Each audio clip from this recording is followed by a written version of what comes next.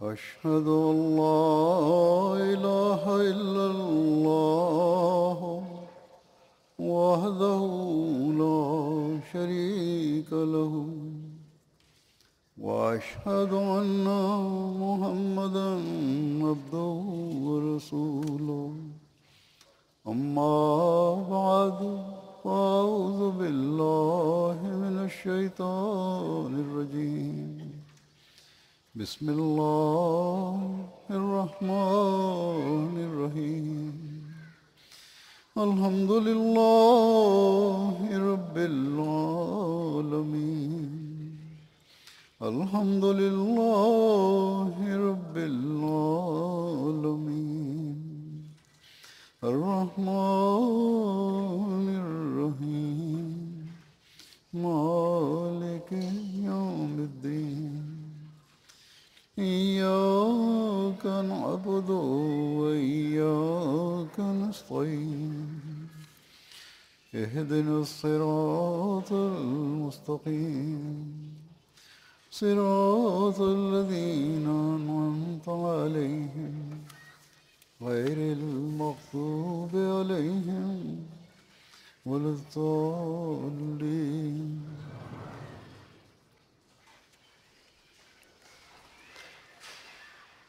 جیسا کہ میں اس سال برطانیہ کے جلسہ سالانہ کے آخری اجلاس میں اور اس سے پہلے بھی 2-3 جلسوں کی اختتامی تقریر میں اسلام کے مختلف طبقات کے حقوق کے بارے میں کچھ بیان کرتا رہا ہوں. آج یہاں بھی میں اسی مضمون کو جاری رکھوں گا اور معاشرے کے مختلف طبقات کے بعض حقوق کے بارے میں قرآن کریم، احادیث اور حضرت مسیح علیہ الصلوۃ والسلام کے ارشادات کی روشنی میں بیان کروں گا. یہی حقوق وہ خوبصورت رہنما اصول ہیں جو معاشرے میں امن اور سلامتی کی ضمانت ہے. ان سے پتہ چلتا ہے کہ اسلام کی تعلیم کتنی خوبصورت تعلیم ہے جو معاشرے کے ہر طبقے کو اس کا حق دلواتی ہے. قرض اور تجارت کے لین دین کے بارے میں اللہ تعالیٰ نے بڑا تفصیلی حکم دیا ہے تاکہ ہر طبقے کا حق قائم کیا جائے. چنانچہ اللہ تعالیٰ فرماتا ہے: اعوذ باللہ من الشیطان الرجیم یا ایہا الذین آمنوا اذا تداینتم بدین الی اجل مسمى فاکتبوه وَلْيَكْتُبْ بَيْنَكُمْ كَاتِبٌ بِالْعَدْلِ وَلَا يَأْبَ كَاتِبٌ أَنْ يَكْتُبَ كَمَا عَلَّمَهُ اللَّهُ فَلْيَكْتُبْ وَلْيُمْلِلِ الَّذِي عَلَيْهِ الْحَقُّ وَلْيَتَّقِ اللَّهَ رَبَّهُ وَلَا يَبْخَسْ مِنْهُ شَيْئًا وَإِنْ كَانَ الَّذِي عَلَيْهِ الْحَقُّ فَإِنْ كَانَ الَّذِي عَلَيْهِ الْحَقُّ سَفِيهًا أَوْ ضَعِيفًا أَوْ لَا يَسْتَطِيعُ أَنْ يُمِلَّ هُوَ فَلْيُمْلِلْ وَلِيُّهُ بِالْعَدْلِ وَاسْتَشْهِدُوا شَهِيدَيْنِ مِنْ رِجَالِكُمْ فَإِنْ لَمْ يَكُونَا رَجُلَيْنِ فَرَجُلٌ وَامْرَأَتَانِ ممن ترضون من الشهداء أن تضل إحداهما وتذكر إحداهما الأخرى ولا يأبى الشهداء إذا ما دعوا ولا تسأموا أن تكتبوه صغيرا وكبيرا إلى أجله ذلكم أقسط عند الله وأقوم للشهادة وأدنى ألا ترتابوا إلا أن تكون تجارة و- وأدنى ألا ترتابوا إلا أن تكون تجارة حاضرة تديرونها بينكم فليس عليكم جناح ألا تكتبوها وأشهدوا إذا تبايعتم ولا يضار كاتب ولا شهيد وإن تفعلوا فإنه فسوق فسوق بكم واتقوا الله ويعلمكم الله والله بكل شيء عليم. یہ ایک آیت ہے، بڑی تفصیلی آیت. ترجمہ اس کا یہ ہے کہ اے وہ لوگو جو ایمان لائے ہو، جب تم ایک معین مدت تک کے لیے قرض کا لین دین کرو تو اسے لکھ لیا کرو، اور چاہیے کہ تمہارے درمیان لکھنے والا انصاف سے لکھے، اور کوئی کاتب اس سے انکار نہ کرے، کوئی لکھنے والا انکار نہ کرے لکھنے سے کہ وہ لکھے. پس وہ لکھے جیسا اللہ نے اسے سکھایا ہے، اور وہ لکھوائے جس کے ذمہ دوسرے کا حق ہے. اور اللہ اپنے رب کا تقوی اختیار کرے اور اس میں سے کچھ بھی کم نہ کرے. پس اگر وہ جس کے ذمہ دوسرے کا حق ہے بے وقوف ہو یا کمزور ہو یا استطاعت نہ رکھتا ہو کہ وہ لکھوائے، تو اس کا ولی اس کی نمائندگی میں انصاف سے لکھوائے، اور اپنے مردوں میں سے 2 کو گواہ ٹھہرا لیا کرو، اور اگر 2 مرد میسر نہ ہوں تو 1 مرد اور 2 عورتیں ایسے گواہوں میں سے جن پر تم راضی ہو. یہ اس لیے ہے کہ ان 2 عورتوں میں سے اگر ایک بھول جائے تو دوسری اسے یاد کروا دے، اور جب گواہوں کو بلایا جائے تو وہ انکار نہ کریں. اور لین دین خواہ چھوٹا ہو یا بڑا، اسے اس کی مقررہ میعاد تک یعنی مکمل معاہدہ لکھنے سے اکتاؤ نہیں. تمہارا یہ طرز عمل خدا کے نزدیک بہت منصفانہ ٹھہرے گا، اور شہادت کو قائم کرنے کے لیے بہت مضبوط اقدام ہوگا، اور اس بات کے زیادہ قریب ہوگا کہ تم شکوک میں مبتلا نہ ہو. لکھنا فرض ہے سوائے اس کے کہ وہ دست بدست تجارت ہو جسے تم اسی وقت آپس میں لے دے لیتے ہو. اس صورت میں تم پر کوئی گناہ نہیں کہ تم اسے نہ لکھو، اور جب تم کوئی لمبی خرید و فروخت کرو تو گواہ ٹھہرا لیا کرو، اور لکھنے والے کو اور گواہ کو کسی قسم کی کوئی تکلیف نہ پہنچائی جائے. اگر تم نے ایسا کیا تو یقیناً یہ تمہارے لیے بڑے گناہ کی بات ہوگی. اور اللہ سے ڈرو جبکہ اللہ ہی تمہیں تعلیم دیتا ہے، اور اللہ ہر چیز کا خوب علم رکھتا ہے. بس یہ ایک تفصیلی حکم ہے، بڑا واضح ہے، جس سے نہ صرف لین دین آسان طریق پر ہوگا بلکہ معاشرے کا امن بھی قائم ہوگا. بہت سے ایسے معاملات سامنے آتے ہیں جن میں ان باتوں کا خیال نہیں رکھا جاتا، یا گواہوں کو ڈرایا دھمکایا جاتا ہے، یا لکھنے والوں کو روک دیا جاتا ہے، یا لکھا ہی نہیں جاتا، معاہدے نہیں ہوتے، پھر لڑائی اور جھگڑے ہوتے ہیں. بس آج کے ترقی یافتہ لوگوں کو تو آج اس بات کا خیال آیا ہے کہ یہ قانونی کارروائیاں ہونی چاہیے، لکھنا پڑھنا ہونا چاہیے، لیکن اسلام نے آج سے 1400 سال پہلے اس کا تفصیلی حکم دیا ہے تاکہ تجارت اور لین دین اور کاروباروں میں ایک بغیر کسی فتنے اور جھگڑے کے آرام سے ایک سارا کچھ کام ہوتے رہیں، سارے کام ہوتے رہیں. قرض لے کر اسے اتارنے کی کس قدر فکر ہونی چاہیے، اس بارے میں روایات میں حضرت صلی اللہ علیہ وسلم کا بیان فرمودہ ایک واقعے کا ذکر ملتا ہے.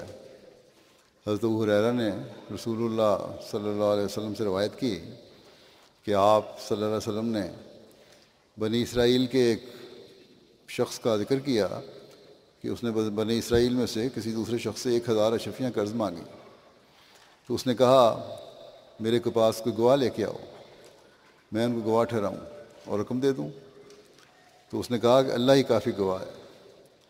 اس نے کہا پھر اپنا کوئی ضامن پیش کرو۔ اس نے کہا اللہ ہی کافی ضامن ہے۔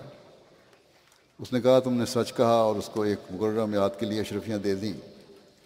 اللہ تعالیٰ کی ضمانت اور گواہی پر قرض دے دیا۔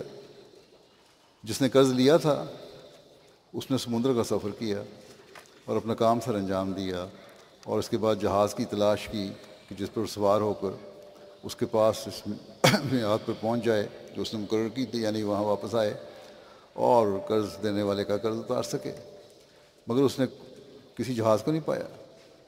آخر اس نے ایک لکڑی لی اور اسے کریدا اور اس میں 1000 اشرفیاں اور اپنا ایک خط اپنے دوست کے نام رکھ دیے، پھر اس کا منہ بند کر دیا اور پھر اسے لے کر سمندر پر آیا اور کہا اے میرے اللہ، تو جانتا ہے کہ میں نے فلاں شخص سے 1000 اشرفیاں لی تھیں اور اس نے مجھ سے ضامن مانگا تھا اور میں نے کہا تھا اللہ ہی کافی ضامن ہے، اور وہ تیرا نام سن کر راضی ہو گیا تھا، اور اس نے مجھ سے گواہ مانگا تھا اور میں نے کہا تھا اللہ ہی کافی گواہ ہے، اور وہ تیرا نام سن کر راضی ہو گیا تھا، اور میں نے بہت کوشش کی کہ کوئی جہاز پاؤں کہ تا اس کا مال اس کو بھیج دوں، مگر میں نہ کر سکا، اور اب میں یہ مال تیرے سپرد کرتا ہوں، یہ کہہ کر اس نے وہ لکڑی سمندر میں ڈال دی، یہاں تک کہ وہ سمندر میں آگے چلی گئی۔ اس نے کہا اب اور کوئی ذریعہ نہیں، تو اللہ پہ توکل کرتے ہیں۔ پھر اللہ کے توکل کا کیا نتیجہ نکلا؟ اس کے بعد وہ واپس گھر آ گیا اور جہاز کی تلاش میں پھر بھی رہا تاکہ اپنے ملک واپس جا سکے۔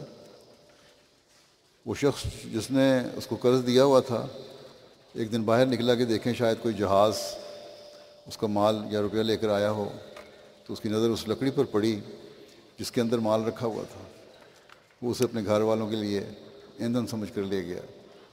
جب اس نے اس کو چیرا تو اس میں مال اور خط پایا۔ پھر کچھ مدت کے بعد وہ شخص بھی آ پہنچا جس کو اس نے مال قرض دیا تھا۔ وہ 1000 دینار اپنے ساتھ لایا اور کہا اللہ کی قسم، میں نے جہاز کی انتہائی تلاش کی تھی تا تمہارا مال تمہیں واپس کروں، مگر جس جہاز میں آیا ہوں میں اس سے پہلے میں نے کوئی جہاز نہیں پایا۔ تو قرض خواہ نے کہا کیا تو نے کوئی رقم میرے لیے بھیجی تھی؟ اس نے کہا کہ میں تجھے بتاتا ہوں کہ مجھے اس جہاز کے سوا جس میں اب آیا ہوں کوئی جہاز نہیں ملا۔ قرض خواہ نے کہا کہ اللہ نے تیری طرف سے وہ مال مجھے پہنچا دیا ہے جو تو نے لکڑی میں بند کر کے بھیجا تھا، بس تو اطمینان سے 1000 اشرفیاں لے کر واپس لوٹ جا۔ یہ ایمانداری دونوں طرف سے ملتی ہے ہمیں، بس یہ ایمان کی حالت ہے اور یہ قرض اتارنے کی فکر ہے جو ایک قرض دار کو ہونی چاہیے، اور پھر جس کا قرض اتارنا تھا اس کی ایمانی حالت بھی کس اعلیٰ معیار کی ہے کہ جب اللہ تعالیٰ نے پہلے ادائیگی کا سامان کر دیا تو پھر دھوکے سے دوبارہ لینے کی کوشش نہیں کی اس نے۔ بس یہ وہ معیار ہیں جو ہمارے اندر ہونے چاہیے، اور یہی وہ معیار ہیں جن سے ہم اپنے ایمان میں کامل اور اپنے عہد بیت کا حق ادا کرنے والے ہوں گے۔ بس اس لحاظ سے ہمیں ہر ایک کو جائزہ لینا چاہیے جو کاروبار کرتے ہیں یا لین دین کرتے ہیں۔ پھر قرض دار کو سہولت دینے کا حق اسلام قائم کرتا ہے۔ چنانچہ حضرت ابو ہریرہ سے روایت ہے کہ نبی کریم صلی اللہ علیہ وسلم نے فرمایا جو شخص تنگ دست قرض دار کو مہلت دے یا اسے قرض میں سے کچھ چھوڑ دے تو اللہ تعالیٰ قیامت کے دن اس کو عرش کے سائے کے نیچے جگہ دے گا۔ اس دن عرش کے سائے کے سوا کوئی سایہ نہیں ہوگا۔ ایک مومن جسے عرش کے سائے کی فکر ہے اس کے لیے یہ کتنی بڑی ضمانت ہے۔ یہ باتیں ہیں جو حسین معاشرے کو قائم کرتی ہیں، لیکن بہت سارے معاملات آتے ہیں ایسے، جھگڑے اٹھتے ہیں جہاں دھوکے دیے جاتے ہیں ایک دوسرے کو، یا انکار کیے جاتے ہیں، یا دوری رقمیں وصول کی جاتی ہیں، یا کرنے کی کوشش کی جاتی ہے، اس کے لیے مقدمے بازیاں ہوتی ہیں۔ بس ہمارے معاشرے میں تو یہ باتیں نہیں ہونی چاہیے، ایک حسین اور پاک معاشرہ ہونا چاہیے ہمارا۔ حضرت عائشہ سے روایت ہے کہ نبی کریم صلی اللہ علیہ وسلم اکثر قرض داری اور گناہ سے پناہ مانگتے تھے۔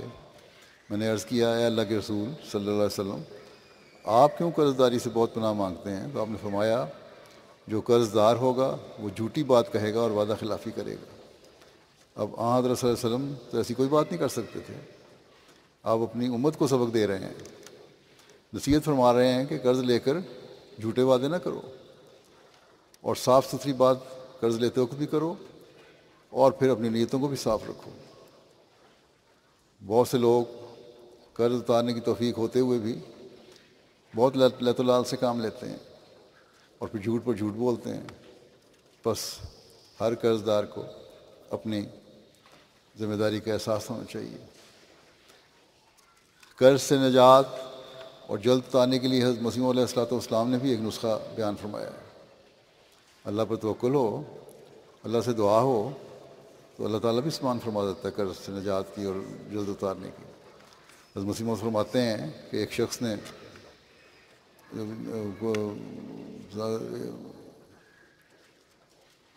حضرت مسیح علیہ السلام کو ایک شخص نے قرض کے متعلق دعا کے واسطے عرض کیا کہ میرا قرض بہت ہے، دعا کریں اتر جائے۔ اب بہت لوگ لکھتے رہتے ہیں قرض کی دعا کے لیے، تو آپ صلی اللہ علیہ وسلم نے فرمایا، استغفار بہت پڑا کرو۔ انسان کے واسطے غموں سے صبح ہونے کے لیے واسطے یہ طریق ہے، نیز استغفار کلید ترقیات ہے۔ حضرت صلی اللہ علیہ وسلم کا اپنا رویہ قرض کی ادائیگی کا کیا تھا؟ ایک دفعہ ایک یہودی آیا جس کا اپنا آپ نے قرض دینا تھا، اس نے آ کر سخت کلامی شروع کی، اور گو ادائیگی قرض کی میعاد ابھی پوری نہیں ہوئی تھی، ابھی وقت تھا جو معاہدہ طے ہوا تھا اس کے مطابق، مگر آپ نے اس سے مدد کی اور ایک صحابی کو بھیجا کہ فلاں شخص سے جا کر کچھ قرض لے آؤ، اور اس یہودی کا قرض ادا کر دیا۔ جب وہ یہودی سخت کلامی کر رہا تھا تو صحابہ کو اس یہودی پر سخت غصہ آیا، اور ان میں سے بعض اسے سزا دینے کے لیے تیار ہو گئے، مگر آپ صلی اللہ علیہ وسلم نے فرمایا، اسے کچھ مت کہو، کیونکہ میں نے اس کا قرض دینا تھا اور اس کا حق تھا کہ مجھ سے مطالبہ کرتا۔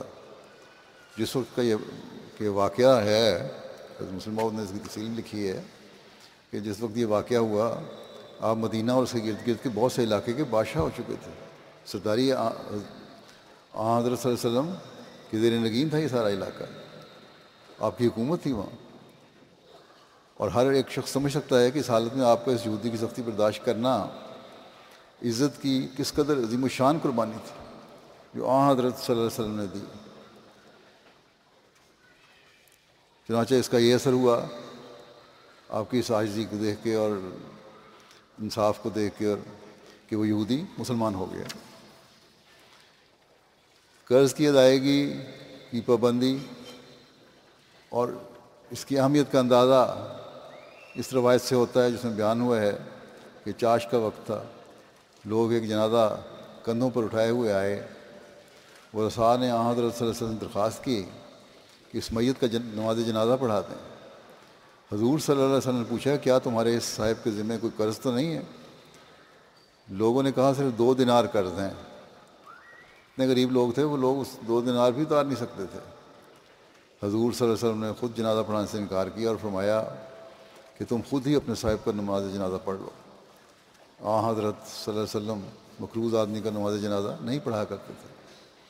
حضرت علی رضی اللہ عنہ کو اندیشہ ہوا کہ وہ بھی وہاں موجود تھے، کہیں یہ آدمی حضور صلی اللہ علیہ وسلم کی نماز کی برکت سے محروم نہ ہو جائے، دعا کی برکت سے محروم نہ ہو جائے۔ جلدی سے خدمت میں عرض کیا اور کہ یا رسول اللہ، وہ 2 دینار میرے ذمہ ہیں، میں ادا کر دوں گا اور میت اس سے بری ذمہ ہے۔ چنانچہ نبی کریم صلی اللہ علیہ وسلم نے میت کا نماز جنازہ پڑھایا۔ پھر حضرت علی رضی اللہ عنہ نے فرمایا، جزاک اللہ خیرہ۔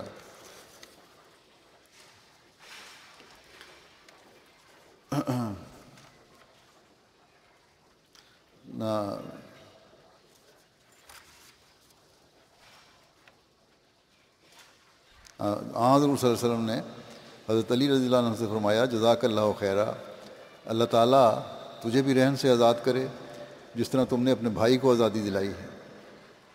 ہر میت اپنے قرض کے سبب رہن رکھا ہوا ہوتا ہے، اور جو شخص کسی میت کو اس سے چھڑائے گا اللہ تعالیٰ قیامت کے دن اس کو اس کے دین سے آزادی دلائے گا۔ بس یہ اہمیت ہے، بس یہ ہے وہ معیار جو ایک مومن کی شان ہے کہ قرض اتارنے میں ہمدردی کا سلوک کرو دوسروں کی۔ حضرت صلی اللہ علیہ وسلم کی دعا سے محروم نہ رہے وہ، اس لیے آپ نے ہمدردی کی تھی۔ اور یہ ہے مقروض کی بھی ذمہ داری جس کو ادا کرنے کی فکر ہونی چاہیے کہ حت المقدور کوشش ہو کہ قرض وقت پر ادا ہو جائے اور ٹال مٹول سے کام نہ لیا جائے۔ قرض داروں کی ادائیگی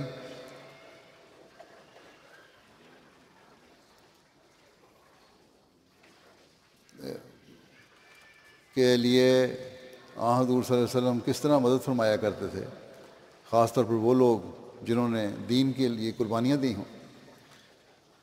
اس بارے میں حضرت جابر بن عبداللہ انصاری روایت کرتے ہیں کہ ان کے باپ احد کی جنگ میں شہید ہوئے اور انہوں نے 6 بیٹیاں پیچھے چھوڑیں۔ اسی طرح اپنے اوپر قرضہ بھی چھوڑا۔ جب ان کے باغ کی کھجور کاٹنے کا وقت آ پہنچا تو کہتے ہیں کہ میں حضرت صلی اللہ علیہ وسلم کی خدمت میں حاضر ہوا اور عرض کیا، یا رسول اللہ، آپ کو علم ہی ہے کہ میرے والد احد کی جنگ میں شہید ہو گئے تھے اور انہوں نے بہت سا قرضہ اپنے ذمہ چھوڑا ہے، اور میں چاہتا ہوں کہ آپ تشریف لائیں اور قرض خواہ آپ کو دیکھیں تو شاید قرض میں کچھ تخفیف کر دیں، کچھ کمی کر دیں، کچھ رعایت دے دیں۔ آپ صلی اللہ علیہ وسلم فرمایا، اچھا جاؤ اور ہر قسم کی کھجور جو تمہاری پکی کھجور ہے اس کو الگ الگ ڈھیر کر دو۔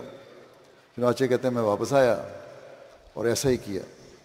پھر حضور صلی اللہ علیہ وسلم کو بلانے گیا تو قرض خواہوں نے جب حضور صلی اللہ علیہ وسلم کو دیکھا کہ وہ تشریف لے آئے ہیں تو مجھ سے اور بھی سختی سے مطالبہ کرنے لگے قرض کی ادائیگی کا۔ کہتے ہیں جب حضور صلی اللہ علیہ وسلم نے ان کا یہ حال دیکھا تو آپ کھجوروں کے سب سے بڑے ڈھیر کے گرد 3 بار گھومے، پھر اس پر بیٹھ گئے اور فرمایا اپنے قرض خواہوں کو بلاؤ۔ پھر آپ صلی اللہ علیہ وسلم نے اس ڈھیر میں سے انہیں ماپ کر دینا شروع کیا، جو جس کا قرض تھا وہ دینا شروع کیا، یہاں تک کہتے ہیں کہ یہاں تک کہ اللہ نے میرے والد کا کل قرضہ ادا کر دیا، اور بخدا میں تو اس بات پر راضی تھا کہ اللہ میرے باپ کا قرضہ ادا کر دے، چاہے میں اپنی بہنوں کے پاس ایک کھجور بھی لے کر نہ جاؤں۔ لیکن جتنے ڈھیر وہاں تھے سب بچ رہے حضور صلی اللہ علیہ وسلم کی دعا سے، اور خدا کی قسم میں اس ڈھیر کو دیکھ رہا تھا جس پر حضرت صلی اللہ علیہ وسلم بیٹھے تھے، وہ ایسا ہی رہا جیسے ایک کھجور بھی اس میں سے کم نہیں ہوئی۔ بس یہ آپ کی شفقت تھی ان لوگوں کے بچوں کے لیے جو دین کی راہ میں قربان ہوئے، اور انہیں دعا دی اور قرض بھی اتر گیا۔ یہ نہیں کہ قرض خواہوں کو مہلت دی کہ تم بعد میں لے لینا، بلکہ قرض اتارا اور بچوں کو ان کا مال بھی مل گیا۔ پھر عامت الناس کے حقوق ہیں اسلام قائم کرتا ہے۔ عامت الناس کے حقوق بیان کرتے ہوئے اللہ تعالیٰ عبادت کے حق کے بعد اپنے والدین، رشتہ داروں اور معاشرے کے ہر طبقے کے حق کو ادا کرنے کی تلقین کرتے ہوئے فرماتا ہے،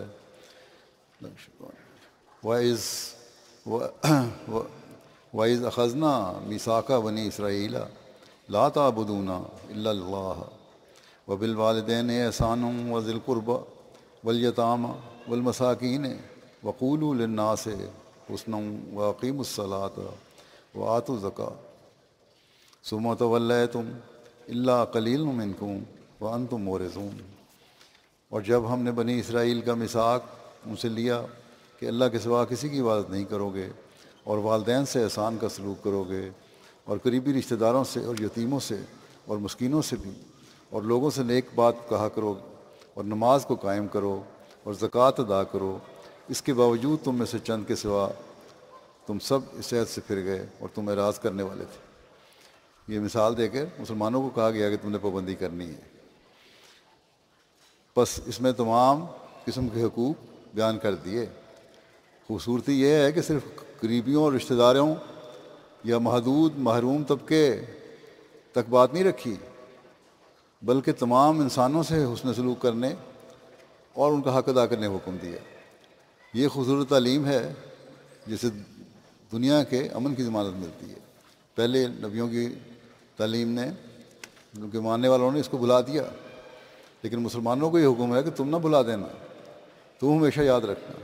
اور پھر ہم جنہوں نے اس زمانے کے امام کو ہی مانا، جنہوں نے اسلام کی نشت ثانیہ کے ذریعے سے ہمیں نئے سرے سے اسلام کی تعلیم کے بارے میں بتایا، اور یہ ہم سے عہد لیا کہ ہم تعلیم کی پابندی کریں گے، تو ہمارے لیے یہ حکم ہے۔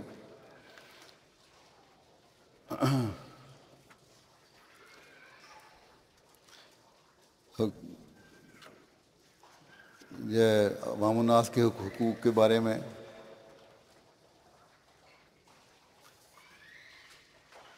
کس طرح اسلام حق کی حفاظت کرتا ہے، بلا تفریق مذہب کس طرح عزت احترام کرتا ہے ہر ایک کا،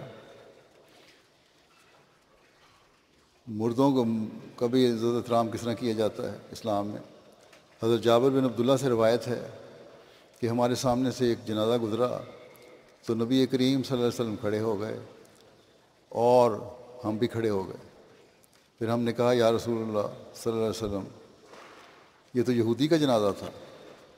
آپ صلی اللہ علیہ وسلم نے فرمایا کہ جب تم لوگ جنازہ دیکھو تو کھڑے ہو جایا کرو۔ کیا فرق قطع نظر اس کے کہ یہودی تھا یا کون تھا، جنازہ جا رہا ہے، اس کے احترام میں تمہارا کھڑا ہونا ضروری ہے۔ پاکستان کے مولوی اور حکومت جو آج اسلام کا نعرہ لگاتے ہیں اور لبیک یا رسول اللہ کی باتیں کرتے ہیں، رسول اللہ کا تو یہ حکم ہے، کجا یہ کہ احمدیوں کے مردوں کو قبروں سے نکال کے باہر رکھا جائے، ان کے جنازوں سے روکا جائے، ان کو دفن کرنے سے روکا جائے۔ یہ ان کا حال ہے، تبھی اس ملک کا بھی یہ حال ہو رہا ہے۔ کاش کہ ان لوگوں کو عقل آ جائے۔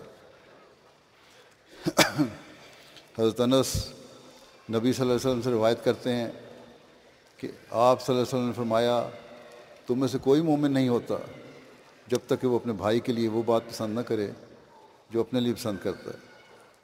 محبت اور پیار کے فروغ اور حقوق ادا کرنے کی ایک اعلیٰ مثال ہے۔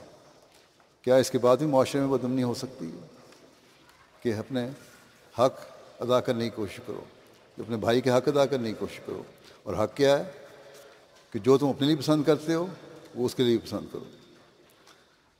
ابو نضرہ سے مروی ہے کہ ان سے ایک ایسے آدمی نے یہ روایت بیان کی جس نے ایام تشریق کے درمیان نبی صلی اللہ علیہ وسلم کو خطبہ میں یہ فرماتے سنا کہ اے لوگو، بلا شبہ تمہارا رب ایک ہے اور تمہارا باپ بھی ایک ہے۔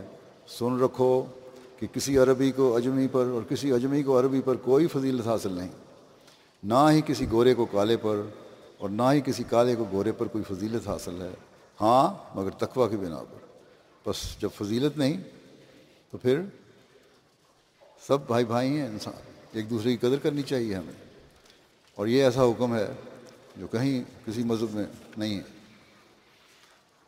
حضرت اقدس مسیح علیہ الصلوۃ والسلام نے اپنی شرائط بیعت میں بھی اس شرط پر زور دیا ہے۔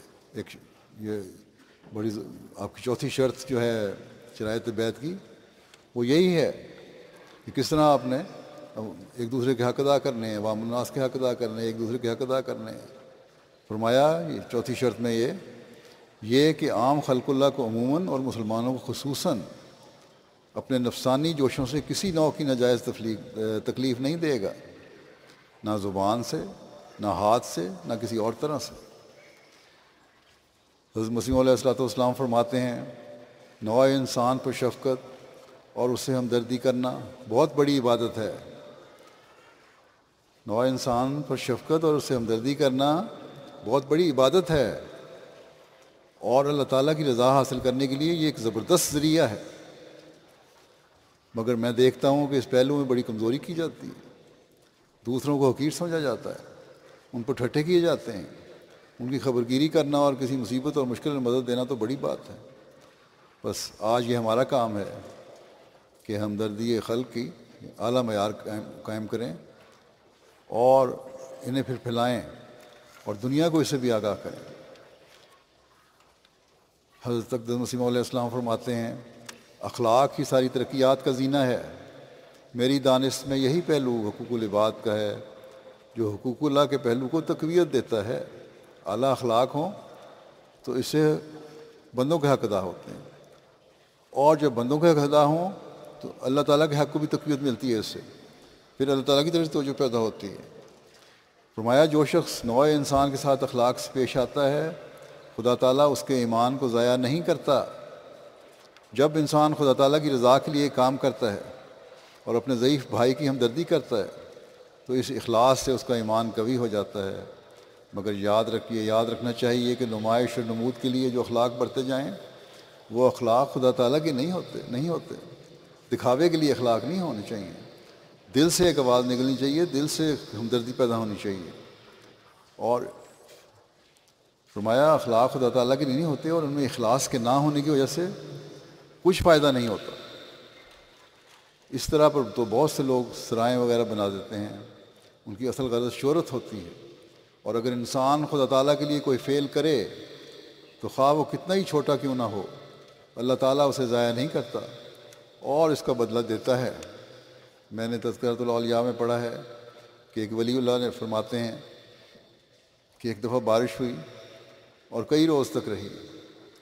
ان بارش کے دنوں میں نے دیکھا کہ ایک 80 برس کا بوڑھا گبر ہے جو آتش پرست ہے، جو کوٹھے پر چڑیوں کے لیے دانے ڈال رہا ہے۔ میں نے اس سے اس خیال سے کہ کافر ہے، کافر کے اعمال حبط ہو جاتے ہیں، اس سے کہا کہ کیا تیرے اس عمل سے تجھے کچھ ثواب ہوگا؟ اس گبر نے جواب دیا کہ ہاں ضرور ہوگا۔ پھر وہی ولی اللہ بیان کرتے ہیں کہ ایک مرتبہ جو میں حج کو گیا تو دیکھا کہ وہی انسان بندہ طواف کر رہا تھا۔ اس گبر نے مجھے پہچان لیا اور کہا کہ دیکھو ان دانوں کا مجھے ثواب مل گیا یا نہیں، یعنی وہی دانے میرے اسلام تک لانے کا موجب ہو گئے۔ اسی نیکی کی وجہ سے اللہ تعالیٰ نے مجھے اسلام قبول کرنے کی توفیق دی۔ حدیث میں بھی ذکر آیا ہے کہ ایک صحابی نے حضرت صلی اللہ علیہ وسلم سے پوچھا کہ ایام جاہلیت میں نے بہت خرچ کیا تھا، کیا اس کا ثواب بھی مجھے ہوگا؟ حضرت صلی اللہ علیہ وسلم نے اس کو جواب دیا کہ اسی صدقہ و خیرات کا ثمرہ تو ہے کہ تو مسلمان ہو گیا ہے۔ اس سے معلوم ہوتا ہے کہ خدا تعالیٰ کسی کے ادنا فعل اخلاص کو بھی ضائع نہیں کرتا، اور یہ بھی ثابت ہوتا ہے کہ مخلوق کی ہمدردی اور خبرگیری حقوق اللہ کی حفاظت کا باعث ہو جاتی ہے۔ بس مخلوق کی ہمدردی ایک ایسی شے ہے کہ اگر انسان اسے چھوڑ دے اور اسے دور ہوتا جاوے تو رفتہ رفتہ پھر وہ درندہ ہو جاتا ہے۔ انسان کی انسانیت کا یہی تقاضا ہے، اور وہ اسی وقت تک انسان ہے جب تک اپنے دوسرے بھائی کے ساتھ مروت، سلوک اور احسان سے کام لیتا ہے اور اس میں کسی قسم کی تفریق نہیں کرتا۔ حضرت مسیح موعود صلی اللہ علیہ وسلم فرماتے ہیں کہ من قتل نفس بغیر نفس و فساد فی الارض فکأنما قتل الناس جمیعا، یعنی جس شخص نے ایسے شخص کو قتل کیا کہ اس نے کوئی ناحق کا خون نہیں کیا تھا، یا کسی ایسے شخص کو قتل کیا جو نہ بغاوت کے طور پر امن عامہ میں خلل ڈالتا تھا اور نہ زمین میں فساد پھیلاتا تھا، تو اس نے تمام انسانوں کو قتل کر دیا۔ یعنی بے وجہ ایک انسان کو قتل کرنا خدا کے نزدیک ایسا ہے کہ گویا تمام بنی آدم کو ہلاک کر دیا۔ ان آیات سے ظاہر ہے کہ بے وجہ کسی انسان کا خون کرنا کس قدر اسلام میں جرم کبیر ہے۔ آج کل جو شدت پسند ملا بلا وجہ قتل غارت گری کا میدان گرم کیے ہوئے ہیں، یا ایک طالبان ہیں یا دوسرے ہیں، کیا یہ اسلام کی خدمت کر رہے ہیں؟ یہ لوگ تو اسلام کو بدنام کر رہے ہیں، فساد پھیلا کر لوگوں کے حقوق غصب کر رہے ہیں، اور اسی وجہ سے اللہ تعالیٰ کی پکڑ کے نیچے بھی ہیں، چاہے ان کو عقل آئے یا نہ آئے، یا سمجھیں یا نہ سمجھیں، لیکن ہے اللہ تعالیٰ کی پکڑ کے نیچے آ چکے ہیں یہ لوگ۔ حضرت مسیح علیہ السلام فرماتے ہیں درجہ کمال کے 2 ہی حصے ہیں، ایک تعظیم لامر اللہ، دوسرے شفقت لا خلق اللہ۔ امر اول کا تعلق تو دل سے ہے اور خدا تعالیٰ سے ہوتا ہے، اللہ تعالیٰ کے حکموں پہ کی عظمت کو خیال رکھنا، جاننا، پہچاننا، عمل کرنا، یہ تو دل اور خدا کا معاملہ ہے جس کو یکایک ہر کوئی نہیں جان سکتا۔ دوسرا پہلو چونکہ خلقت سے تعلق رکھتا ہے اور اول انسان کی نظر انسانی اخلاق پر پڑتی ہے، اس واسطے اس خلق کا کمال ایک بڑا بھاری اور شاندار معجزہ ہے۔ دیکھو حضرت صلی اللہ علیہ وسلم کی زندگی میں ایسے کئی نمونے پائے جاتے ہیں کہ بعض لوگوں نے محض آپ کے اخلاقی کمال کی وجہ سے اسلام قبول کیا، چنانچہ ایک دفعہ کا ذکر ہے کہ ایک مشرک عیسائی مہمان آیا، صحابہ اس کو اپنا مہمان بنانا چاہتے تھے، مگر حضرت صلی اللہ علیہ وسلم نے فرمایا کہ نہیں، یہ میرا مہمان ہے، اس کا کھانا میں لاؤں گا۔ چنانچہ اس مشرک کو حضرت صلی اللہ علیہ وسلم نے اپنے ہاں مہمان رکھا اور اس کی بہت خاطر تواضع کی اور عمدہ کھانا اس کو کھلائے اور عمدہ مکان اور اچھا بستر اس کو رات بسر کرنے کے واسطے دیا، مگر وہ بوجہ کھانا زیادہ کھا جانے کے بدہضمی کی وجہ سے رات بھر اسی کوٹری میں رفع حاجت کرتا رہا، مکان اور بستر خراب کر دیا۔ صبح منہ اندھیرے ہی شرم کے مارے اٹھ کر چلا گیا، مگر جب حضرت صلی اللہ علیہ وسلم نے تلاش کی اور وہ نہ ملا تو بہت ہی افسوس کیا، اور کپڑے جو نجاست سے آلودہ ہو گئے تھے خود اپنے بستر کو جو گندہ کر گیا تھا خود اپنے دست مبارک سے صاف کر رہے تھے کہ وہ اتنے واپس آ گیا، کیونکہ وہ اپنی ایک بیش قیمت سلیب بھول گیا تھا۔ اس کو آتے دیکھ کر حضرت صلی اللہ علیہ وسلم بہت خوش ہوئے اور اس سے کوئی اظہار رنج نہیں فرمایا، کسی قسم کے غصے کا اظہار نہیں فرمایا، بلکہ آپ نے اس کی مدارات اور خاطر کی اور اس کی سلیب نکال کر اس کو دے دی۔ وہ شخص اس واقعہ سے ایسا متاثر ہوا کہ وہیں مسلمان ہو گیا۔ اس کے سوا اور کوئی ایسے واقعات اس قسم کے اعلیٰ درجہ اخلاق کے موجود ہیں۔ غرض یہ ہے کہ اخلاقی معجزہ صداقت کی ایک بڑی دلیل ہوتی ہے، اور یہی اخلاقی معجزہ ہے جو ہر احمدی کو دکھانا چاہیے۔ یہ وہ معیار ہیں جنہیں آج ہمیں اپنانے کی ضرورت ہے۔ نعرہ تکبیر! حضرت محمد مصطفیٰ محسن انسانیت، رحمت للعالمین، غلام احمد کی خلافت احمدیہ، حضرت امیر المومنین، نعرہ تکبیر! عظیم علیہ الصلوۃ والسلام فرماتے ہیں، ہمارا یہ اصول ہے کہ کل بنی نوع کی ہمدردی کرو۔ اگر ایک شخص ایک ہمسایہ ہندو کو دیکھتا ہے کہ اس کے گھر میں آگ لگ گئی اور یہ نہیں اٹھتا کہ تا آگ بجھانے میں مدد دے، تو میں سچ کہتا ہوں کہ وہ مجھ سے نہیں ہے۔ اگر ایک شخص ہمارے مریدوں میں سے دیکھتا ہے کہ ایک عیسائی کو کوئی قتل کرتا ہے اور وہ اس کو چھڑانے کے لیے مدد نہیں کرتا، تو میں تمہیں بالکل درست کہتا ہوں کہ وہ ہم میں سے نہیں ہے۔ اسلام اس قوم کے بدماشوں کا ذمہ دار نہیں ہے۔ بعض ایک روپیہ کی لالچ پر بچوں کا خون کر دیتے ہیں۔ ایسی وارداتیں اکثر نفسانی اغراض سے ہوا کرتی ہیں، اور پھر بالخصوص ہماری جماعت جو نیکی اور پرہیزگاری سیکھنے کے لیے میرے پاس جمع ہے، وہ اس لیے میرے پاس نہیں آتے کہ ڈاکوؤں کو کام مجھ سے سیکھیں اور اپنے ایمان کو برباد کریں۔ میں حلفاً کہتا ہوں اور سچ کہتا ہوں کہ مجھے کسی قوم سے دشمنی نہیں، ہاں جہاں تک ممکن ہے ان کے عقائد کی اصلاح چاہتا ہوں۔ انسانوں سے دشمنی نہیں، لیکن ان کی باتوں کی اصلاح چاہتا ہوں، ان کے عقائد کی اصلاح چاہتا ہوں۔ اور اگر کوئی گالیاں دے تو ہمارا شکوہ خدا کی جناب میں ہے، نہ کسی اور عدالت میں، اور بائیں ہمہ نوع انسان کی ہمدردی ہمارا حق ہے۔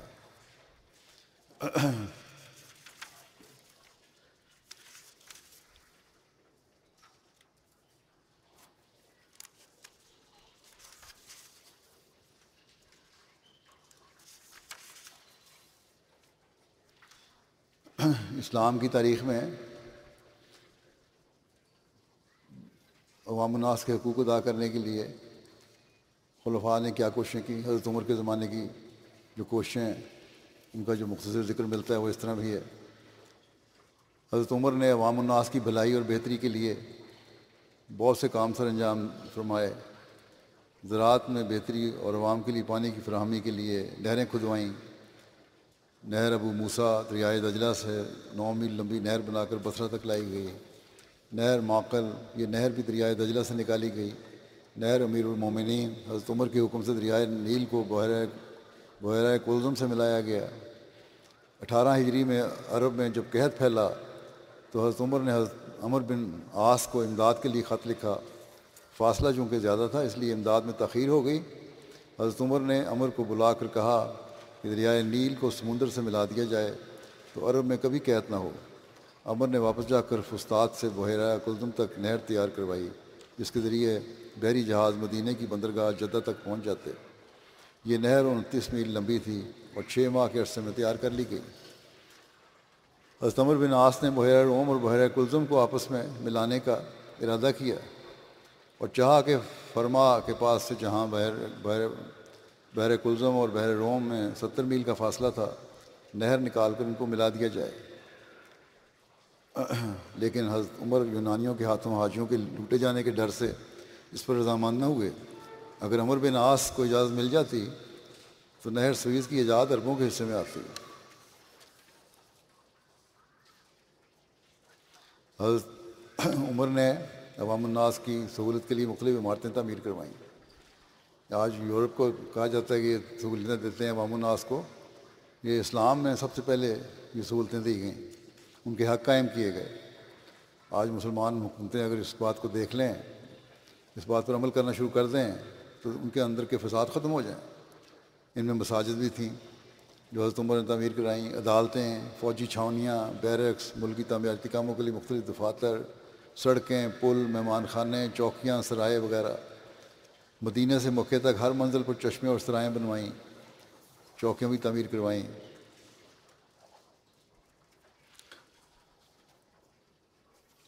مارکیٹ کے عوام الناس کے حقوق میں سے مارکیٹ کے جو قیمتیں ہیں ان کے میں بھی دخل اندازی ایک حد تک جائز ہو جاتی ہے بعض حکومت کی۔ اسلام میں مال کی قیمت گرانے کی ممانعت ہے، اس لیے کہ اس سے لوگوں کو نقصان پہنچ سکتا ہے، دوسرے کاروباریوں کو نقصان پہنچ سکتا ہے اور اس سے پھر بدامنی پیدا ہوتی ہے۔ اس کی تفصیل مسلم عورت نے ایک جگہ اس طرح بیان فرمائی ہے کہ اسلام نے قیمت کو ناجائز حد تک گرانے سے بھی منع کیا ہے۔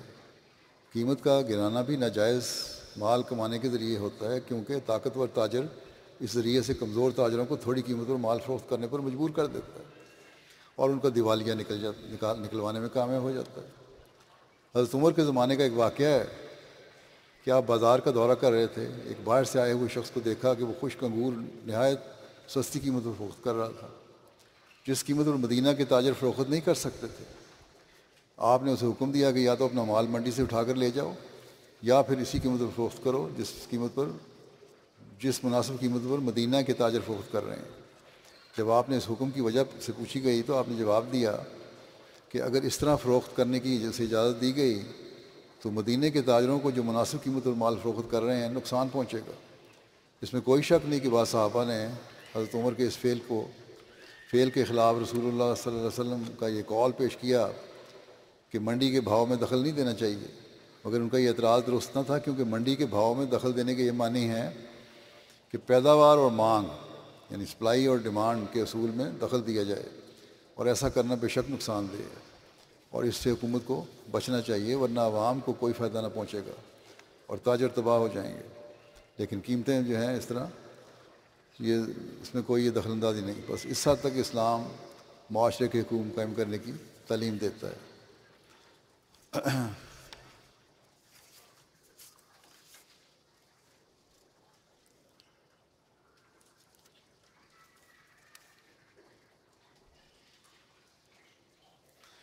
پھر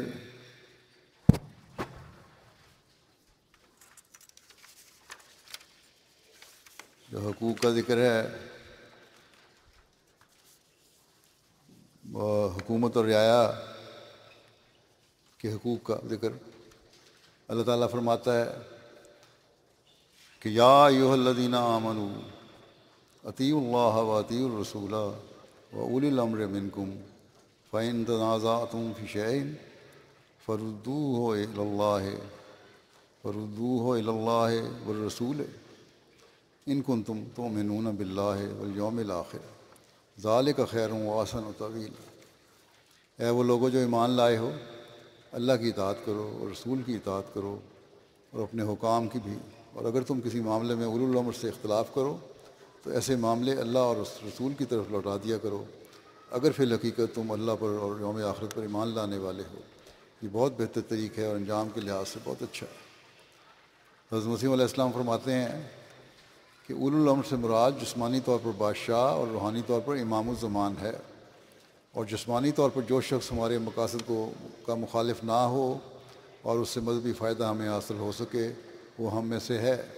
یعنی آج کل کی حکومتیں، مغربی حکومتیں بھی اگر ہمیں یہاں اکوموڈیٹ کرتی ہیں، اپنے اندر جذب کرتی ہیں، ہمیں حقوق ادا کرتی ہیں، ہمیں تبلیغ کی اجازت دیتی ہیں، تو یہاں کے ملکی قانون جو ہیں حکومت کی طرف سے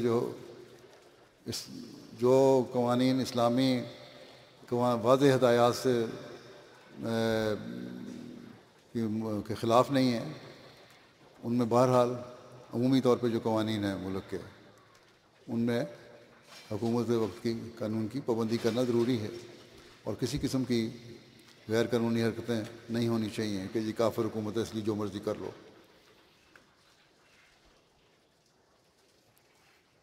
امیر کی اطاعت کا اسلام نے حکم دیا ہے، لیکن اس بات کو یقینی بنایا ہے کہ اسلام کی بنیادی تعلیم سے روگردانی نہ ہو۔ حضرت علی سے روایت ہے کہ رسول اللہ صلی اللہ علیہ وسلم نے ایک لشکر روانہ فرمایا، اس پر ایک شخص کو امیر بنایا، اس نے آگ جلائی اور کہا اس میں داخل ہو جاؤ۔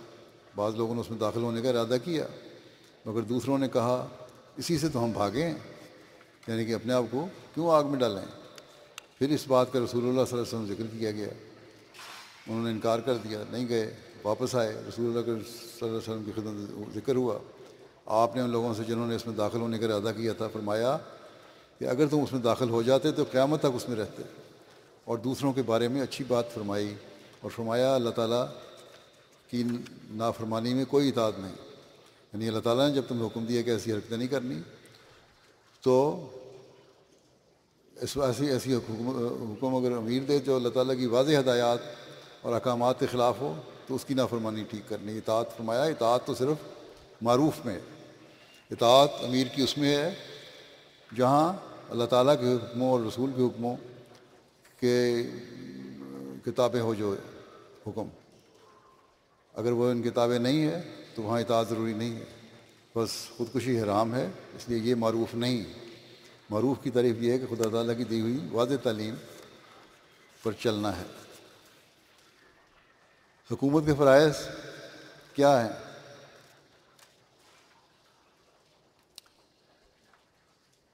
اس کے لیے مسیح ثانی نے اس پہ تفصیلی نوٹ لکھا ہے، خطاب فرمایا تھا، بلکہ فرمایا کہ سب سے پہلا فرض جو اسلام حکومت پر مقرر کرتا ہے یہ ہے کہ حکومت رعایا کے فوائد اور منافع اور ضروریات اور اتفاق اور اخلاق اور حفاظت اور معیشت اور مسکن کی ذمہ دار ہے۔ یہ ساری باتیں حکومت کی ذمہ داری ہے۔ چنانچہ رسول کریم صلی اللہ علیہ وسلم فرماتے ہیں کہ تم میں سے ہر ایک شخص مثل گڈریے کے ہے، اس چروائے کے ہے جو اپنی بکریوں اور جانوروں کو چراتا ہے، اور ان لوگوں یا چیزوں کے متعلق پورا ذمہ دار ہے جو اس کے سپرد کیے گئے ہیں۔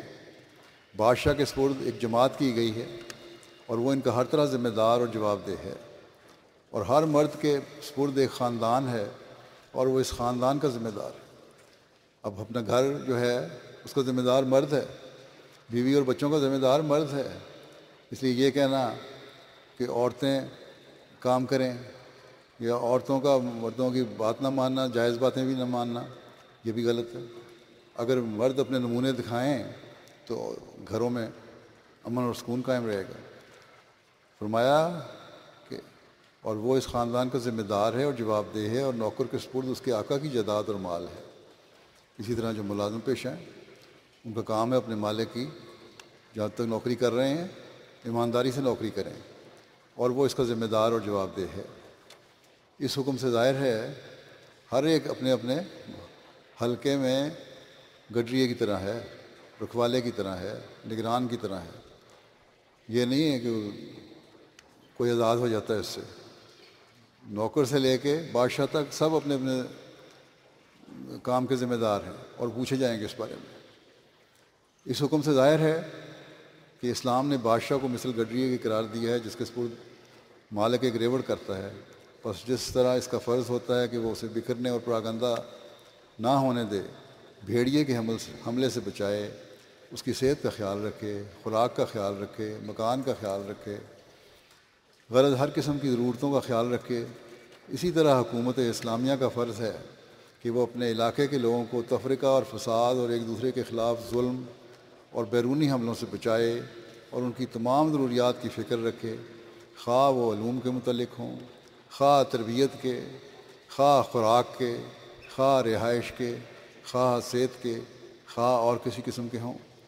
بس اگر ہماری اسلامی حکومتیں ان باتوں کا خیال رکھنے لگیں تو آج کل جو آئے دن فتنہ و فساد ہوتا ہے، یا آوازیں اٹھتی ہیں، یا کو ہوتے ہیں، یا ہڑتالیں ہوتی ہیں، یا جنگیں ہوتی ہیں، یہ نہ ہوں۔ کاش کہ مسلمان حکمران اسلامی حکموں کی تعمیل کرنے والے ہوں۔ یہ تعلیم تو عام ہے، اس کے علاوہ تفصیلی فرائض یہ ہیں کہ اسلامی حکومت اس امر کی ذمہ دار رکھی گئی ہے کہ وہ ہر ایک شخص کے لیے خوراک، لباس اور مکان مہیا کرے۔ یہ ادنا سے ادنا ضروریات ہیں جن کا پورا کرنا حکومت کے ذمہ ہے، کیونکہ اس کے بغیر وہ چیز کس کی حفاظت اس کے سپرد کی گئی ہے؟ وہ چیز جس کی حفاظت ان کے سپرد کی گئی ہے زندہ نہیں رہ سکتی۔ بس عوام الناس کو یہ سوشل ہیلپ دینا، یہ مسلمان حکومتوں کو اللہ تعالیٰ نے حکم دیا ہے۔ آج اس کو یورپ نے اپنا لیا ہے۔ مکان اور خوراک کے بغیر جسمانی زندگی محال ہے، اور لباس کے بغیر اخلاقی اور تمدنی زندگی محال ہے۔ حسن کہتے ہیں، ایک روایت میں آتا ہے کہ عبید اللہ بن زیاد ماکل بن یسار کے پاس گئے، وہ بیمار تھے۔ انہوں نے ان کا حال پوچھا تو انہوں نے کہا، میں تمہیں ایک ایسی حدیث سناتا ہوں جو میں تمہیں سنانے والا نہیں تھا۔ رسول اللہ صلی اللہ علیہ وسلم نے فرمایا، اللہ جب کسی بندے کو رعایا کا نگران بناتا ہے اور وہ اس حال میں مر جاتا ہے کہ وہ اپنی رعایا کو دھوکہ دے رہا ہو، تو اللہ تعالیٰ اس پر جنت حرام کر دیتا ہے۔ کاش کے مسلمان لیڈروں کو یہ سمجھ آ جائے۔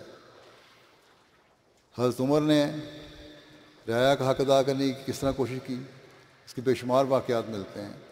ایک واقعہ بیان کرتے ہوئے زید بن اسلم اپنے والد سے روایت کرتے ہیں کہ قحط کے زمانے میں سارے عرب سے لوگ جمع ہو کر مدینہ آ گئے تھے۔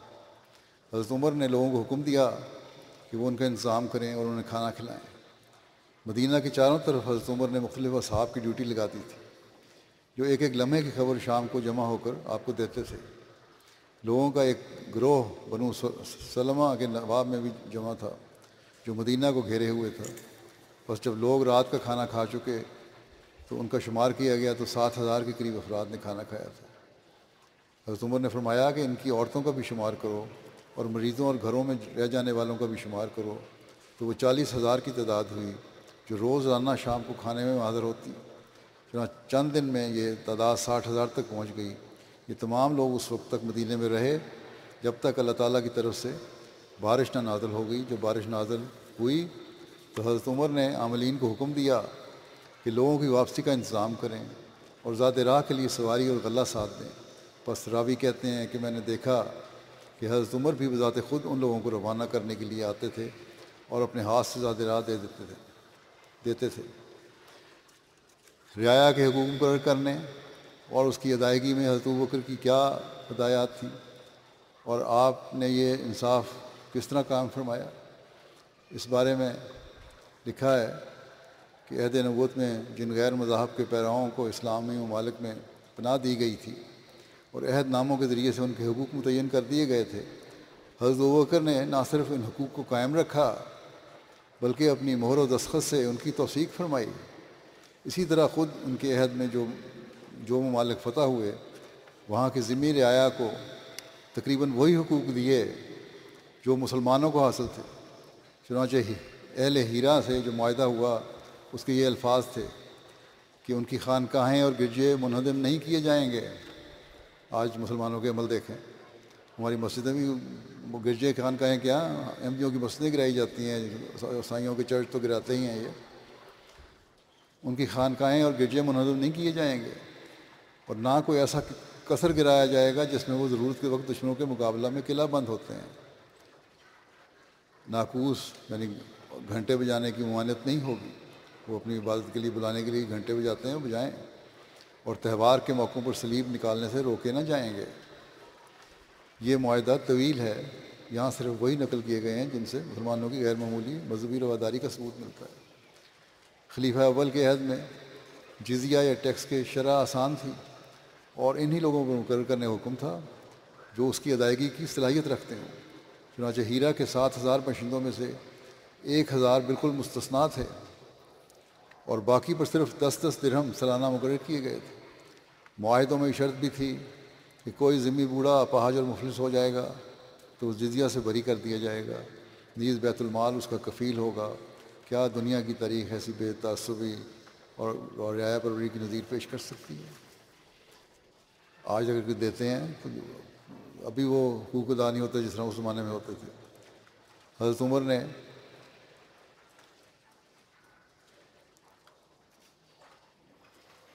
امیر اور رعایا کے فرائض کو ایک جگہ اس طرح بیان فرمایا ہے۔ حضرت سلمہ بن شہاب عبدی کہتے ہیں حضرت عمر بن خطاب نے فرمایا، اے رعایا، ہمارے تم پر کچھ حقوق ہیں، ہماری غیر موجودگی میں بھی تم ہمارے ساتھ خیر خواہی کا معاملہ کرو، یہ ہمارا حق ہے۔ حکومت کا حق ہے کہ رعایا حکومت کی خیر خواہی کا معاملہ کرے اور خیر کے کاموں میں ہماری مدد کرو، اور اللہ کے نزدیک امام کی بردباری اور نرمی زیادہ پسندیدہ اور فائدے کے لحاظ سے زیادہ عام ہے، اور امام کی جہالت اور سختی اللہ کو زیادہ ناپسندیدہ ہے۔ اور امام یا امیر کا کام یہ ہے اس کی بردباری اور نرمی ہو اور سختی نہ ہو، کیونکہ وہ جہالت ہے۔ بس جہاں لوگوں کو قانون کے دائرے میں رہنے کی نصیحت فرمائی، وہاں امراء کو بھی ان کے حق ادا کرنے کی تلقین فرمائی۔ اسلامی حکومت میں کس طرح حق کا خیال رکھا جاتا تھا؟ ابو قبیل سے روایت ہے کہ حضرت امیر معاویہ نے رعایا کی خبرگیری کے لیے ایک شخص جس کا نام ابو الجیش تھا مقرر کیا ہوا تھا۔ بس وہ ہر روز مجالس کا دورہ کرتا اور پوچھتا کہ کیا کسی کا بچہ پیدا ہوا ہے یا کسی کے ہاں کوئی مہمان آیا ہے۔ بس جب وہ خبر لے آتا تو وہ اس خبر کو رجسٹر پر نوٹ کر لیتا تاکہ اس کے رزق کا انتظام کیا جا سکے۔ کاش کہ آج کل کے مسلمان اس حقیقت کو سمجھیں اور یہ حق قائم کریں تو امن قائم ہو، بجائے ایک دوسرے کی گردنیں کاٹنے کے۔ اپنے قول و فعل سے اسلام کی خوبصورت تعلیم یہ لوگ دکھانے والے ہوں، لیکن ان کو عقل نہیں آ سکتی جب تک یہ زمانے کے امام کو ماننے والے نہیں بنیں گے۔ اللہ تعالیٰ ان کو اس کی عقل بھی عطا کرے۔ خدا تعالیٰ ہمیں اسلام کی تعلیم کے مطابق ان حقوق کو سمجھنے اور اپنے ذمہ جو ہمارے یہ حقوق ہیں ان کی ادائیگی کرنے کی توفیق عطا فرمائے۔ مختلف وقتوں میں جیسا کہ میں نے بتایا تھا حقوق میں ادا کی تفصیل بتا رہا ہوں۔ اسلام نے جس تفصیل سے حقوق بیان کیے ہیں اور ہر طبقے کے حقوق بیان کیے ہیں، اب تک مختلف سالوں میں 25 کے قریب یہ حقوق بیان کر چکا ہوں۔ یہ حقوق کی ادائیگی ہی وہ بنیادی اصول ہے جو ہر پرامن معاشرے اور دنیا کے امن کی ضمانت ہے، اور اسلام ہی وہ دین ہے جس نے اس باریکی سے ان حقوق کی ادائیگی کے بارے میں ہمیں توجہ دلائی ہے۔ بس ہر احمدی کو جہاں اپنے اندر پاک تبدیلی پیدا کرتے ہوئے حقوق کی ادائیگی کی طرف توجہ دینی چاہیے، وہاں اس تعلیم کو دنیا میں پھیلانے کی بھی ضرورت ہے۔ دنیا کو اسلام کی خوبیوں سے آگاہ کرنے کی ضرورت ہے، مسلمانوں کو بھی خوبصورت تعلیم کو سمجھانے کی ضرورت ہے، اور غیر مسلموں کو بھی اس سے آگاہ کرنے کی ضرورت ہے۔ بس اس ذمہ داری کو ہم میں سے ہر ایک کو سمجھنا بھی چاہیے اور اس کو ادا کرنے کی کوشش بھی کرنی چاہیے۔ اللہ تعالیٰ ہمیں اس کی توفیق دے۔ اب ہم دعا کریں گے۔ اللہ تعالیٰ سب شاملین جلسہ کو خیریت سے اپنے گھروں میں لے کر جائے۔ جو کہ جنہوں نے یہاں سیکھا، سنا، سمجھا، اس کو اپنی زندگیوں کا حصہ بنانے کی توفیق عطا فرمائے۔ دوسرے یہ بھی بتاؤں کہ اب تو یہ حکومت کی طرف سے یہی اعلان ہے کہ کووڈ کی بیماری یہاں جرمنی میں سے ختم ہو گئی ہے، لیکن ان دنوں میں بھی بعض لوگوں کی باتیں پتہ لگا مجھے کہ ان کو کووڈ کی بیماری ہوئی ہے۔ اس لیے عمومی طور پر ہر ایک کو احتیاط کرتے رہنا چاہیے، اور ہومیوپیتھک دوائیاں اگر منع نہیں ہیں حکومت کی طرف سے، اول تو نہیں منع، اپنے طور پر ہر ایک اپنی ذمہ داری سے لے سکتا ہے، ان کو کھانا چاہیے۔ اللہ تعالیٰ سب کو اس سے محفوظ رکھے اور سب کو اللہ تعالیٰ اپنے حفظ و امان میں رکھے اور خیریت سے اپنے گھروں کو جائیں۔ دعا کر لیں۔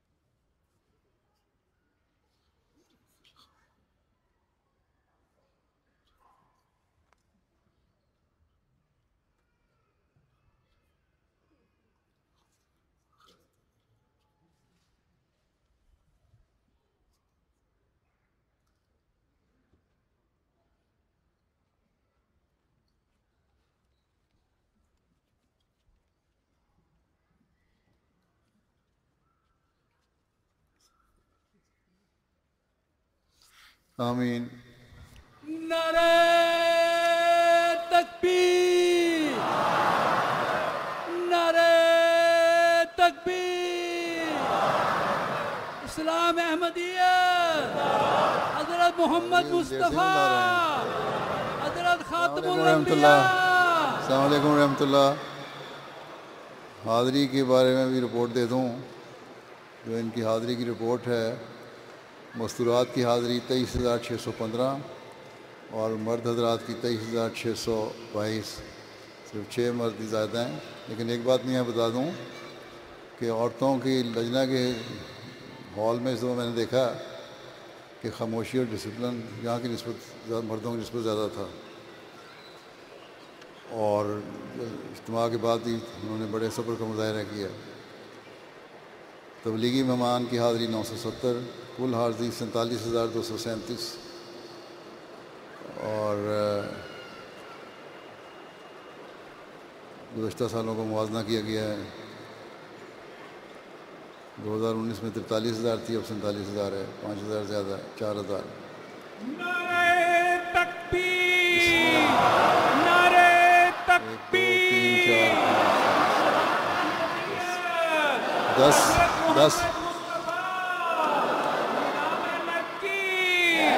خلافت احمدیہ، حضرت امیر المومنین حضرت خلیفۃ المسیح الخامس، جلسہ سالانہ جرمنی. نعرہ تکبیر. کرو جلدی کرو.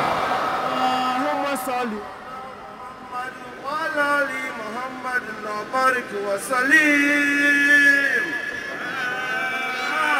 آمين. السلام عليكم حضور، سلام عليكم حضور إمامنا. لا إله إلا الله محمد رسول الله. ọ̀hìnì bí ẹ̀rọ ẹ̀dùn ọ̀ ọ̀fọ̀tẹ̀ sí ẹ̀sùn náà yíṣọ́ ònyàmẹ̀kùn ọkọ̀ ń ṣe nínú ọ̀yẹ́ ní súnmọ́ àfọ̀. La ilaha illallah Muhammadu Rasulullah. Masa to fona make alati an Muhammad mala jannati. La ilaha illallah Muhammadu Rasulullah. Kosabaka Apoluwa, Kosabaka Apoluwa, Muhammadu Muhammadu Rasulullah. La ilaha illallah, la ilaha illallah, la ilaha illallah, Muhammadu Rasulullah. हमको सना उसी को जो ज़ात जावेदानी, हम sir नहीं है उसका कोई न कोई सानी. हम दो सना उसी को, बाकी वही हमेशा, गैर उसके सब है बानी. से दिल लगाना झूठी है सब कहानी. तुझे हम दोस्तना ज़िबा है प्यारे, कि तूने काम सब मेरे संवारे, कि तूने काम सब मेरे संवारे. तेरे एहसान मेरे सर पर है भारे, चमकते हैं वो सब जैसे सितारे. दी की नुसरत के लिए एक आसमां पर शोर है, अब गया वक्त खिज़ा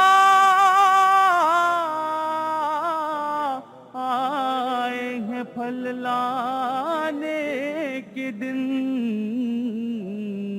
جو دور تھا خزاں کا وہ بدلا بہار سے، چلنے لگی نسیم عنایات یار سے، چلنے لگی نسیم عنایات یار سے، عنایات یار سے۔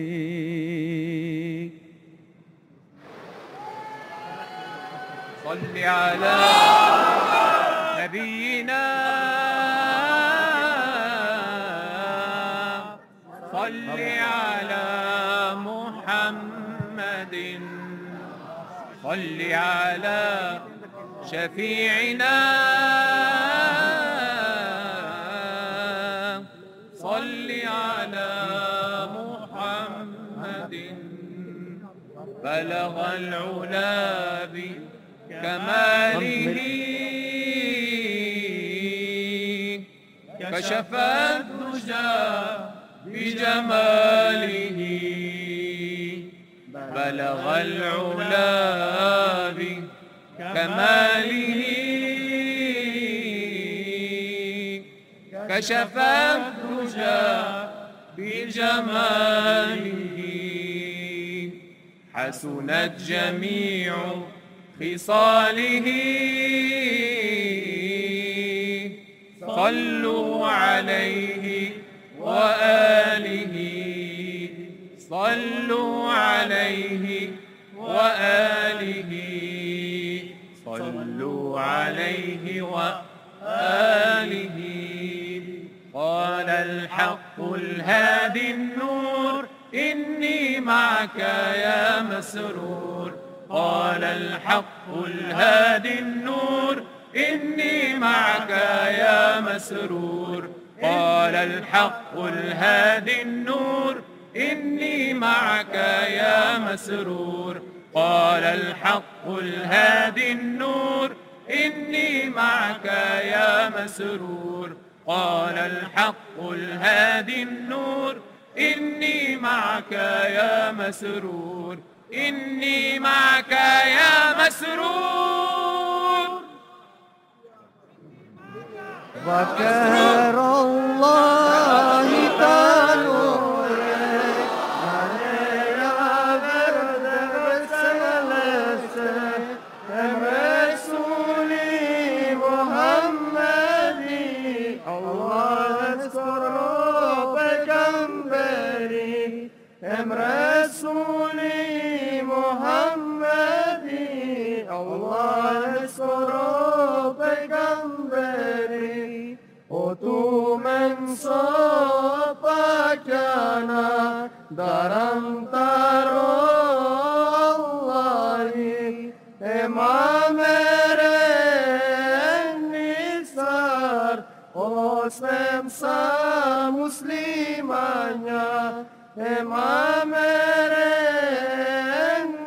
النسار اسلم سا رحمديه، Slušajte naši, Allah nam i kaže, inni maka ya masrur, inni maka ya masrur, ya masrur, la ilaha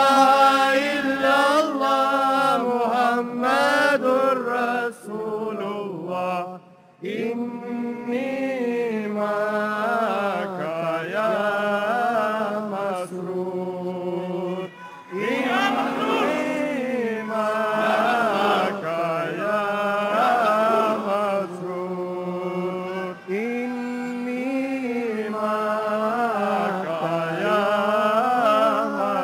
Masroor. Sana sevgimiz çok derin, bu hasrete bir son verelim. Ruhum gölgende büyüyor, ya masrur Divaneyim senin yolunda, ya huzur, ya huzur. İnni maka ya masrur, inni maka ya masrur. Özlemim seni haykırıyor, içimi bir hüzün kaplıyor. Çiçekler sevinle açılıyor, hepsi seni bekliyor. İnni maka ya masrur, inni maka ya masrur. İnni maka ya masrur, inni maka ya masrur. Sana sevgimiz çok derin, bu hasrete bir son verelim. Ruhum gölgende büyüyor, ya masrur, ya masrur. Divaneyim senin yolunda, ya huzur, ya huzur. İnni maka ya masrur, inni maka ya masrur. Özlemim seni haykırıyor, içimi bir hüzün kaplıyor. Çiçekler sevginle açılıyor, hepsi seni bekliyor. İnni maka ya masrur, inni maka ya masrur. İnni maka ya masrur, inni maka ya masrur. Zetifan der Cemaat, Zetifan der Cemaat, Zetifan der Cemaat, Zetifan der Cemaat, Zetifan der Cemaat. Wie sie weht über die Saat, Mond und Sonne sind ein Licht, aus dem Minarett es spricht. Ist der Himmel auch verhangen, niemals sollten wir so bangen, dass Allah nicht strahlen schickt, dass Allah nicht strahlen schickt, dass Allah nicht strahlen schickt, von denen das Herz beglückt. Zeichen für den Sieg Islams, Zeichen für den Ilham. Allah spricht zu wem er will, Allah spricht zu wem er will, Allah spricht zu wem er will, bis die letzten Feinde still. Seht die Fahne der Jamaat, wie sie weht über die Saat.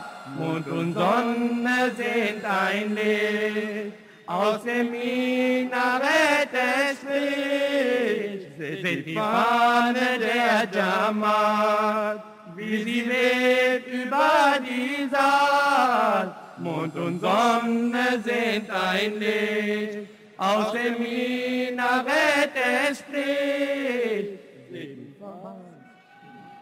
جو ہمارا تھا وہ اب دلبر، جو ہمارا تھا وہ اب دلبر کا سارا ہو گیا، جو ہمارا تھا وہ اب دلبر کا سارا ہو گیا، آج ہم دلبر کے اور دلبر ہمارا ہو گیا، جو ہمارا تھا وہ اب دلبر کا سارا ہو گیا، آج ہم دلبر کے اور دلبر ہمارا ہو گیا۔ شکر للہ مل گیا ہم کو وہ لالے بے بدل، کیا ہوا اگر قوم کا دل سنگ خارا ہو گیا، جو ہمارا تھا وہ اب دلبر کا سارا ہو گیا، آج ہم دلبر کہ اور دلبر ہمارا ہو گیا. ہم نے الفت میں تیری بار اٹھایا کیا کیا. تجھ کو دکھلا کے فلک نے ہے دکھایا کیا کیا. جو ہمارا تھا وہ اب دلبر کا سارا ہو گیا. آج ہم دلبر کے اور دلبر ہمارا ہو گیا. چلو دنیا کی خاطر کام کو آسان کرتے ہیں. وفا اگر جرم ہے تو جرم کا اعلان کرتے ہیں. اطاعت مانگتے ہیں. السلام علیکم. السلام علیکم. اللہ حافظ.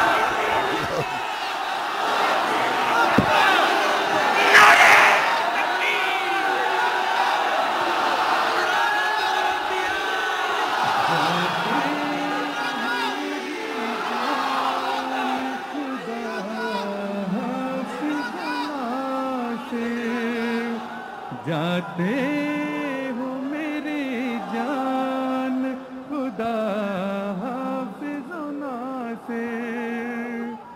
اللہ نگہبان خدا حافظ و ناصر. جاتے ہو میری جان خدا حافظ و ناصر. جاتے ہو میری جان خدا حافظ و ناصر. اللہ نگہبان خدا حافظ و ناصر. اللہ نگہبان خدا حافظ و ناصر. جاتے ہو میری جان خدا حافظ و ناصر. جاتے ہو میری جان خدا حافظ و ناصر. اللہ نگہبان خدا حافظ و ناصر. اللہ نگہبان خدا حافظ و ناصر. جاتے ہو میری جان خدا حافظ و ناصر. جاتے ہو میری جان خدا حافظ و ناصر. اللہ نگہبان خدا حافظ و ناصر. جاتے ہو میری جان خدا حافظ و ناصر. جاتے ہو میری جان خدا حافظ و ناصر. جاتے ہو میری جان خدا